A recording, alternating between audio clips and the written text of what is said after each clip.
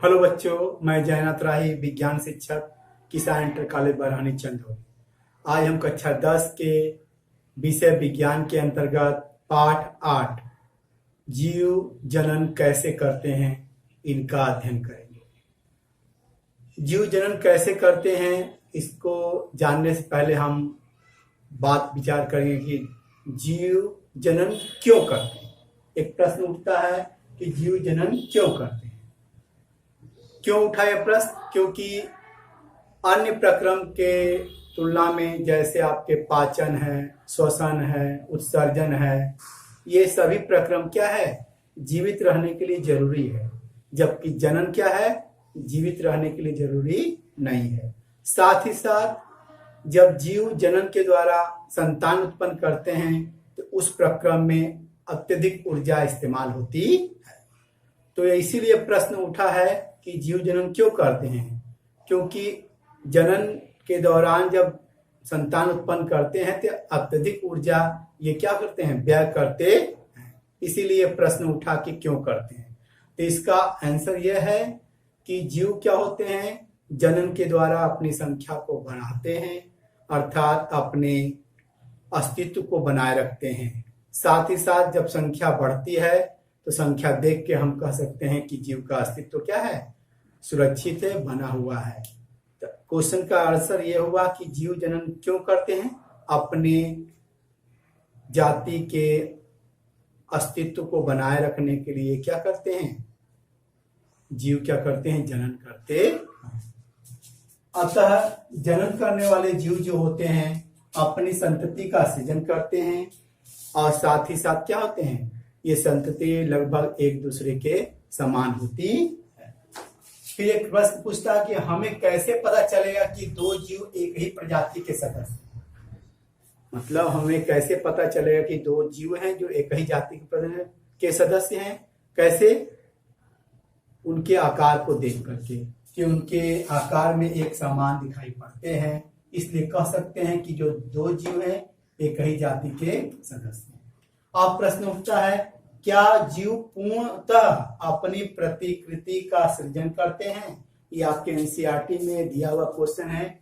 क्या जीव पूर्णतः अपनी प्रतिकृति का सृजन करते हैं? आइए इस बात पर हम लोग विचार करते हैं।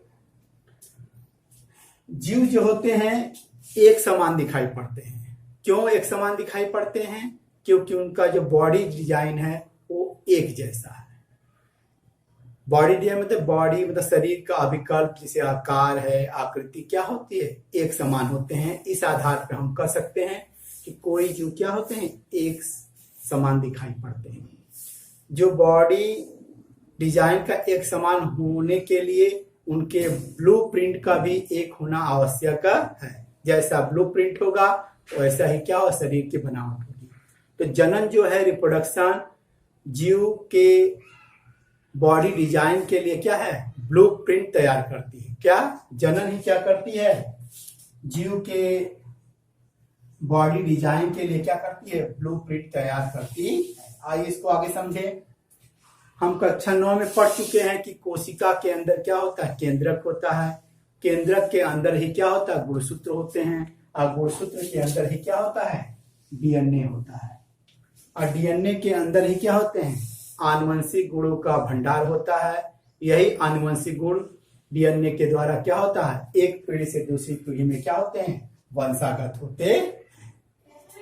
एग्जाम्पल के तौर पर देखते हैं, केंद्रक जो कोशिका के अंदर होता है, उस केंद्रक के अंदर डीएनए होता है और उस डीएनए में सूचना निहित होती है, सूचना पाई जाती है, इंफॉर्मेशन पाई जाती है।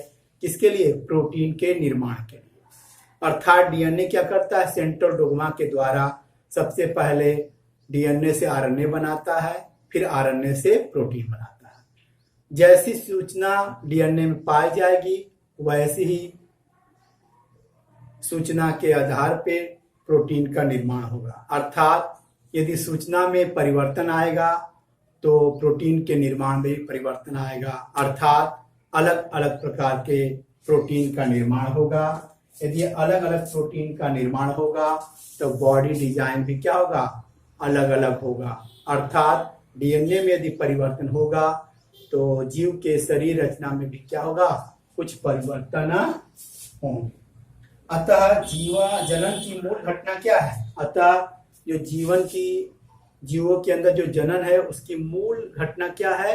डीएनए का रिप्लिकेशन करना, डीएनए की मात्रा को बढ़ाना। क्योंकि डीएनए क्या करता है? सभी आनुवंशिक गुणों को क्या करता है?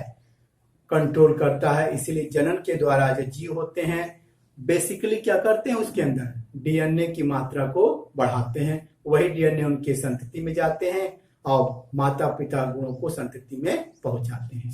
आगे देखते हैं, डीएनए के प्रतिकृतन के लिए, डीएनए रिप्लिकेशन के लिए कोशिकाओं में अनेक क्या होती हैं? रासायनिक क्रियाएं होती हैं, जिसके उपयोग के द्वारा जो कोशिका है डीएनए का निर्माण करती है।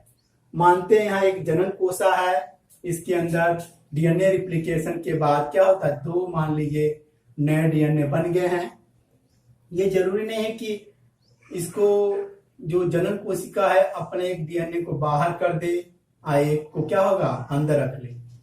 जो डीएनए बाहर चला जाएगा उनके अंदर कोश की संरचना नहीं होती है, वो डीएनए सर्वाइव नहीं करेगा। तो यहाँ ये जरूरत होती है कि यदि किसी कोशिका में 2 डीएनए बने हैं रिप्लिकेशन के द्वारा, तो ये निश्चित किया जाए कि उसके साथ कोशिकीय संगठन का भी बंटवारा हो। इसीलिए नेचर ने क्या किया है? कोशिका विभाजन, सेल विभाजन के द्वारा हम लोग क्या करते हैं? जनन कोशिका में पाए जाने वाले डीएनए का बंटवारा करते हैं। साथ साथ जो कोशिकीय संरचना होते हैं, कोशिकांग होते हैं, उनको भी बांट देते हैं। इसी को बोलते हैं हम लोग क्या? कोशिका विभाजन। कोशिका विभाजन के द्वारा हम 2 संतति कोशिकाओं का निर्माण करते हैं, जिसमें बटा हुआ डीएनए भी बढ़ जाता है, साथ में कोशिकीय संगठन भी बढ़ जाता है, जिससे उसका अस्तित्व बना रहता है।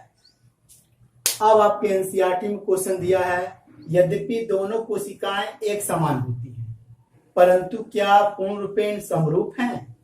क्वेश्चन पूछा है कि कोशिका विभाजन के बाद जो संतति कोशिकाएं बनते हैं नॉर्मली एक समान होती हैं। तो क्वेश्चन, क्या वो पूरी रूप से पूर्ण रूपेण वो क्या है? एक समान है? ये जो इस प्रश्न का उत्तर है कि एक समान, पूर्ण रूप से एक समान हो सकती हैं यदि डीएनए रिप्लिकेशन क्या हो? एक्यूरेट हो, एकदम शुद्ध रूप से सही ढंग से हो, तो बनी हुई कोशिकाओं में पूर्णतः समानता पाई जाएगी। लेकिन बॉडी के अंदर, जीवों के अंदर कोई भी जैव रासायनिक प्रक्रिया पूर्ण रूप से क्या है? विश्वसनीय नहीं है। अर्थात कोई भी रासायनिक क्रिया होगी वो पूर्ण रूप से विश्वसनीय नहीं होगी। इसका मतलब ये कह सकते हैं कि डीएनए रिप्लिकेशन जो हुआ है वह भी क्या है? पूर्ण विश्वसनीय नहीं है। अर्थात उनके अंदर कुछ न कुछ विभिन्नताएं, भिन्नता अवश्य पाई जाएंगी।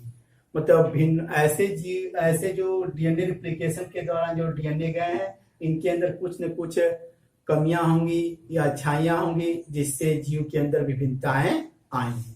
यदि जीव के अंदर विभिन्नताएं आएंगी तो 2 तरह की विभिन्नताएं हो सकती है। यदि विभिन्नताएं डीएनए के कारण यदि उग्र हो जाएंगी, अत्यधिक घातक हो जाएंगी, तो वह क्या हो? कोशिकाओं के साथ समायोजन उस डीएनए का नहीं हो पाएगा और डीएनए के उग्र व्यवहार के कारण कोशिका का डेथ हो जाएगा। एक तरफ यदि विभिन्नताएं क्या होगी? कम होंगी। यदि कम होंगी तो संतति क्या होंगे? लगभग एक समान होंगे, लेकिन अंदर से कुछ न कुछ भिन्न होंगे, जो उनको क्या करें? वातावरण में सर्वाइवल के लिए योग्यता प्रदान करेंगे। अतः हम कह सकते हैं कि जनन से जो उत्पन्न विभिन्नताएं होती है, डीएनए रिप्लिकेशन में कुछ घटनाएं घटने के बाद जो विभिन्नताएं जीवन में उत्पन्न होती है, वही क्या है? विकास का क्या? विकास का क्या है? भौतिक आधार है।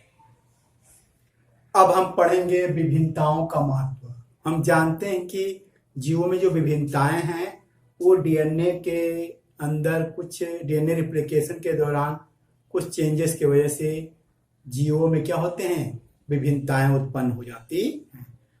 अब ये जानने की कोशिश करेंगे कि इन विभिन्नताओं का क्या महत्व है। तो इन विभिन्नताओं का महत्व है कि जाति की उत्तरजीविता बनाए रखने में उपयोगी होती है। अर्थात जो यूजफुल उपयोगी विभिन्नताएं होती हैं, मौसम के परिवर्तन के दौरान जीव को जीवित रखने में सहायता प्रदान करती हैं। जिनके अंदर उपयोगी विभिन्नताएं नहीं होती हैं, परिवर्तन नहीं होता है, तो वातावरण में यदि बदलाव होता है तो ऐसे जीव क्या हो जाते हैं, मर जाते हैं। आइए इसको समझें हम लोग। जीव की जो समष्टि है, पॉपुलेशन, समष्टि मतलब होता है समूह, पॉपुलेशन। जीव की जो पॉपुलेशन है वो हमेशा जनन क्षमता का उपयोग करती है, क्या करने के लिए, पारितंत्र में स्थान या निकेत पाने के लिए। अर्थात वातावरण में, पारितंत्र में अपने को सरवाइव करने के लिए जीव के जो पॉपुलेशन है वो जनन क्षमता का प्रयोग करते हैं।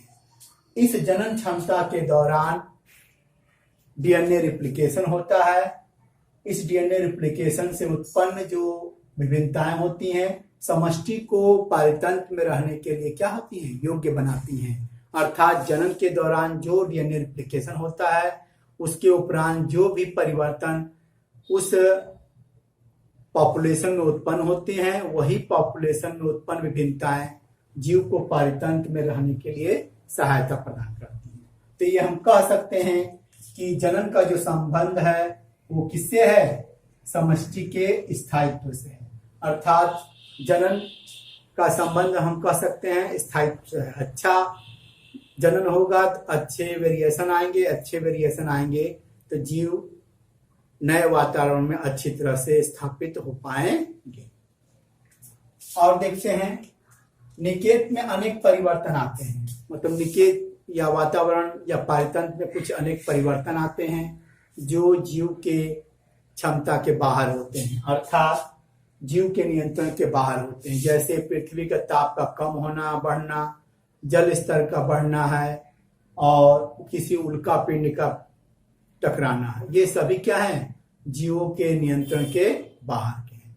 यदि किसी भी समष्टि में अपने निकेत के अनुकूल होते हैं, यदि कोई समष्टि है तो जीव जो होते हैं अपने निकेत के स्थान के प्रति क्या होते हैं, अनुकूल होते हैं। यदि निकेत में कोई उग्र परिवर्तन यदि होगा, क्या होगा, बहुत बड़ा परिवर्तन होगा, तो पूरे के पूरे समष्टि का विनाश हो सकता है।